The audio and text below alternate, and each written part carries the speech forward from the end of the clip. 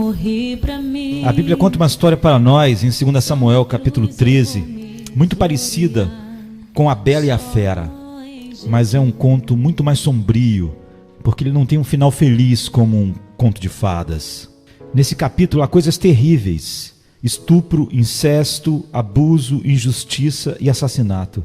Nós nunca então devemos nos surpreender com a relevância cultural da palavra de Deus e o desafio espiritual que ela coloca diante de nós. Sendo breve, esse capítulo nos mostra várias coisas. Em primeiro lugar, nos mostra que a luxúria pode nos deixar doentes. É dito que Amnon, filho de Davi, amava a sua meia-irmã Tamar, que era linda. Mas o capítulo todo, quando nós lemos, revela que era muito mais desejo do que amor, pura luxúria. Em vez de ele desejar se dar a ela para o bem dela, ele queria tirar dela o que ele achava bom para ele. E a sua luxúria era tão poderosa que realmente deixou ele doente, segundo o texto. O que nos ensina que luxúria, quando é entretida e incentivada, pode se transformar em um monstro que domina a vida, o que por si só já é uma punição de Deus, um juízo de Deus sobre o homem. Em segundo lugar, o texto nos ensina que amigos podem ser, na verdade, inimigos. Quando Amnon viu que a vida e a pureza de Tamar tornou impossível ele satisfazer o seu desejo, ele consultou, eu diria, um conselheiro amigável, Jonadab.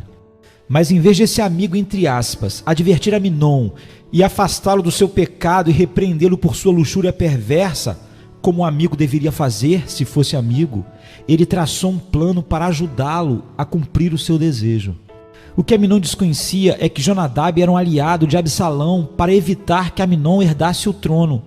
Nesse conto de luxúria, nós aprendemos com Jonadab que qualquer amigo, entre aspas, que nos aconselha a pecar e nos ajuda a fazê-lo é, na verdade, um inimigo acelerando nossa destruição. Em terceiro lugar, esse conto nos mostra a depravação total do coração do homem. Amnon era filho do rei, cercado de privilégios, confortos e prazeres da corte real. Ele era filho de Davi como Tamar, apesar de não ser da mesma mãe. Quando Tamar entrou no seu quarto, ela claramente não tem a menor ideia de que sua mente estava cheia de luxúria. Ele era seu irmão e estava doente, pois dizer que estava doente foi a estratégia que ele usou com seu pai para atrair sua meia-irmã para cuidar dele sob os conselhos de Jonadab. Tamar então não tinha nenhuma razão para suspeitar de nada. Ele não poderia, mas todos podem, não podem? O que a luxúria tem feito a casamentos, famílias, redefinindo o que é casamento? Olha a sua volta. Em quarto lugar, neste conto de luxúria, nós aprendemos que o pecado pode derrotar toda razão e bom senso. Quando se viu assediada, Tamar disse para ele: "Você é meu irmão, eu não posso, é proibido, é perverso, será uma vergonha para mim, vai desgraçar você. Peça ao rei nosso pai permissão para casar comigo." Ou seja, Tamar derrama razão sobre razão sobre razão, argumentos claríssimos, mas foi tudo em vão. Não é por falta de argumentos racionais que a luxúria tem destruído o mundo, a nossa cultura e tantos na igreja.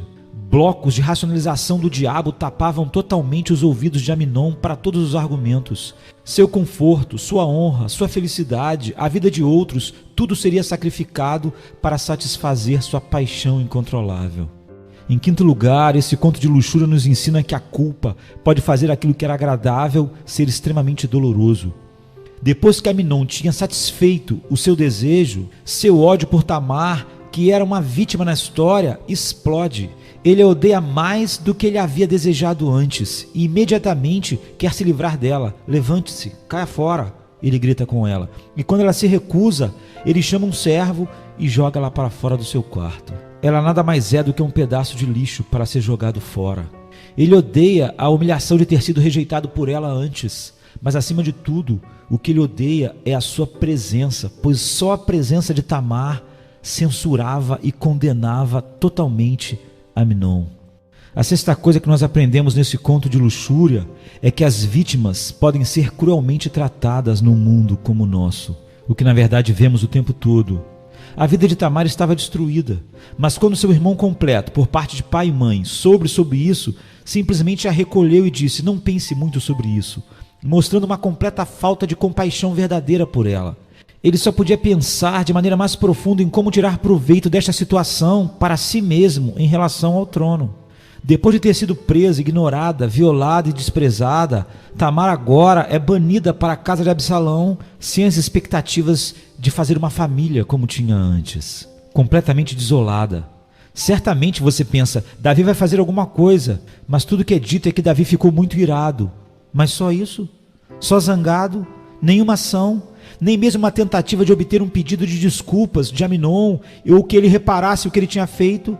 Na verdade é cruel, mas Tamar sofreu injustiça do seu irmão e do seu pai. A sétima coisa que nós aprendemos nesse conto de luxúria é que nossas famílias não podem ser colocadas à frente de Deus, acima da glória de Deus. Davi era muito indulgente para com seus próprios filhos. Talvez ele visse seus próprios pecados nos seus filhos, seu pecado de adultério e assassinato, e sentiu então sua falta de autoridade moral. Mas entenda, falhas pessoais e ligações familiares não podem e não devem ser colocadas à frente da honra de Deus e na busca da justiça para as vítimas. O mínimo que ele poderia ter feito era confrontar Amnon e chamá-la a buscar o perdão de Tamar e de Deus. Em oitavo lugar, esse conto de luxúria nos ensina quão doloroso é o castigo. Absalão esperou por 2 anos o seu meio-irmão baixar a guarda e em seguida atacou com uma fúria assassina para matar Amnon quando ele estava totalmente desprevenido. Deus havia prometido a Davi que por seus pecados de adultério e assassinato, embora perdoados, ele seria castigado por abuso sexual na sua família e a espada nunca se afastaria da sua casa. A espada divina é desembainhada e começa a mergulhar não só na casa de Davi, mas no próprio coração de Davi. Não admira que Davi chorou e grande foi o seu pranto. Todo conto de luxúria vai terminar assim, mas em nono lugar há um brilho de esperança. O pecado pode ser perdoado. Davi confessou seus pecados de adultério e assassinato e foi perdoado.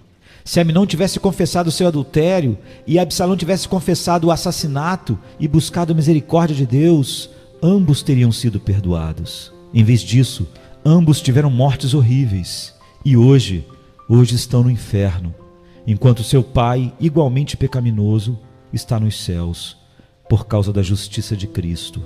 O pecado, mesmo o pior pecado, pode ser perdoado através da obra perfeita de Cristo. E em que outro lugar Tamar poderia encontrar consolo, senão nos braços daquele que sofreu mais injustiça do que todos os seres humanos podem ter sofrido e agora pode consolar aqueles que sofrem? Jesus. Mas lembre-se, contos de luxúria sempre trazem terríveis marcas. Amém.